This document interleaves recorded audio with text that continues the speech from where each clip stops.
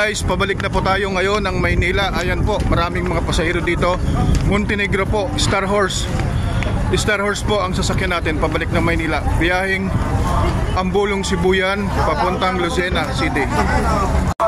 So ayan guys, andito po tayo ngayon sa Ambulong, dito sa may Magdiwang.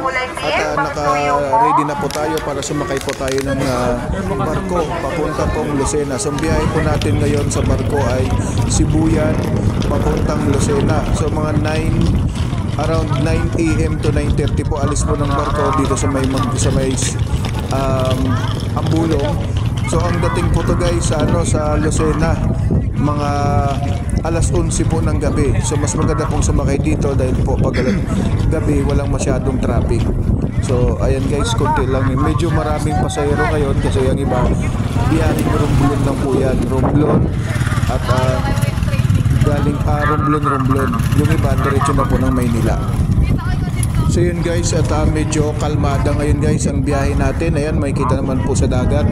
At kalmada po. Yan po yung barko natin, ang Star Horse. Yan po yung biyaheng Sibuyan papuntang Lucena City. So ayan, ito ang mga safe na safe po tayo guys. At may mga Coast Guard po, mga nakatabay para nakabantay po sa ating mga pasahero, pati po sa ating barko. So ligtas na ligtas po tayong sumakay dyan guys. At ayan nga, at kinukuha na po yung ticket natin. Bago po pumasok, siguraduhin lang po na i-present po yung ticket natin. At nakakyat na po natin, nakasabayan pa po natin yung mga basketball player po ng Mabuhay. Sila po yung mga dating mga basketball player, ang tatangkad guys. Ayan, at naging kaibigan na din po natin yan, yung mga basketball player at si Father po. Ayan, at nakapagpa-picture pa po tayo dito sa ating mga kaibigan, mga basketball player from Lyceum of the Philippines NCAA at from Adams University sa UANP naman po. Kinuha po sila sa Kainjukan para po sa basketball.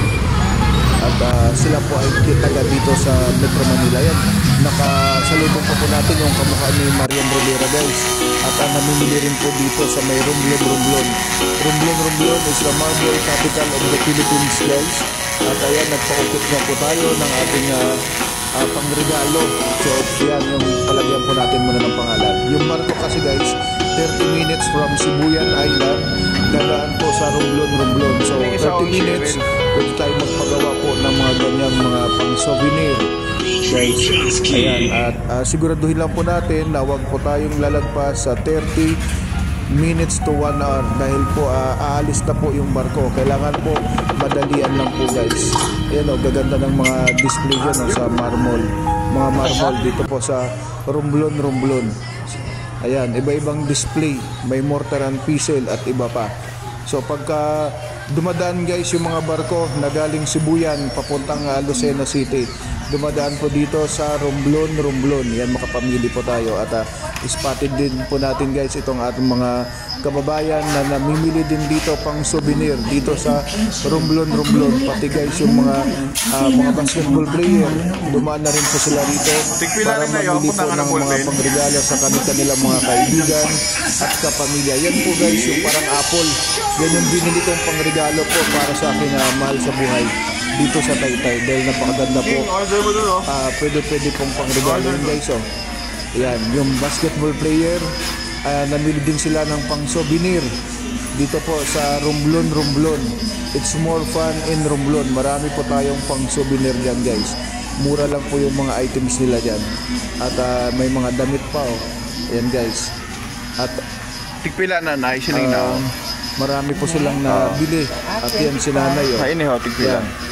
May lampshade po yata yan. Lampshade po yata yung nabili sa kanya. Usually karamihan yung mga keychain, mga pangregalo. Yan, hindi po mawawala yan yung mga keychain. At yan, pabalik na po tayo ng barko guys.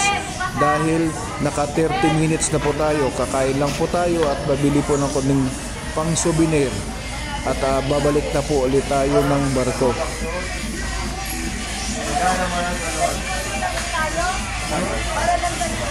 Ayan, marami po talagang namimili dito pang souvenir sa Romblon. At kapag yung barko ay dumaong dito sa Romblon galing pong Sibuyan, vice versa. Ay, Uncle, dumadaan po yan ipilay ng na, Romblon chinelas, ini, oh. dahil po nagdidiskarga Ipilay po na, sila eh. ng mga sakay Chinilas. Siya din ang pisto mo. na ayan po, Ayun, meron ding sige, mga sige. chinelas At, na pang souvenir guys. yung bit marble? Chinelas. Kaso hindi ko na nabutan. Ganda yun. Binidyohan ko na lang kay kuya guys. Oh. Ayan. So yung mga taga Sibuyan Island ay ang iba ay bumaba lang po yan ng Romblon. Kaya po guys, yung wala pong mga tihiras o mga higaan sa barko, yun na po yung hinigaan nila. Yan o, ayan guys o, punuan ang ating biyahe papunta ng Lucena City. Ayan guys, at pababa na po tayo ng Lucena City. Pababa na po tayo around 11 ng gabi ay nakababa na po tayo dito sa may Lucena. At pasakay na maghanap na po tayo ng bus. At ang baba ko lang guys ay sa may IPI. Baba lang po ako ng IPI. So from nakababa na kami guys, mga yan guys 11:30 ng gabi ako nakasakay ng bus. Ayan. So mas maaga, naka-ready na po kayo doon para makasakay po kagad kayo sa bus. Ayan guys, tingnan mo. Nauna po tayo dahil sa pila po sa barko paglabas ay nauna po tayo. Ay ang bus na sinakyan ko guys dahil ako po ay taga Rizal, taga Taytay, ay bababa lang po ako ng IPI. Yan guys. At dito na po tayo sa IPI for almost 3 to 4 hours na biyahe sa bus galing Lucena. So 3 to 4 hours guys. Sa umaga walang traffic. So andito nakarating na po tayo sa may IPI. Siyempre, dahil pagod po tayo sa biyahe at napakalamig sa bus, magkakape muna tayo dito sa may IPI. Meron po dito silang Pandi Manila. Yun nga po guys, 4:30 pa daw po ang pandesal nila. Boss, may pandesal binili ko pa, na ma'am. guys ang masarap nilang donut. At Ilang ang minutes pa po? Kanilang hot choco. Masarap po guys yung hot Pandesal? choco dito sa Pandi Manila. Pandi Manila, baka naman. This is Kuya Dan Vlogs po. At ayan po yung kinainan po natin. Kumain po tayo ng donut. My favorite donut from Pandi Manila. At yun nga guys, isang Nigerian na basketball Wow, player so din, sir. galing Romblon at napakabait guys at marami nagpa-picture sa kanya. Kauman. Lalo ng mga kabataan. Pinagbigyan niya po dito sa barko. Although yan guys, nakahiga na yan sa lapag. Dahil cowboy, mabait po yung Nigerian na yan, basketball player. Marami pong nagpa-picture sa kanya. good. Kaya idol, salamat po.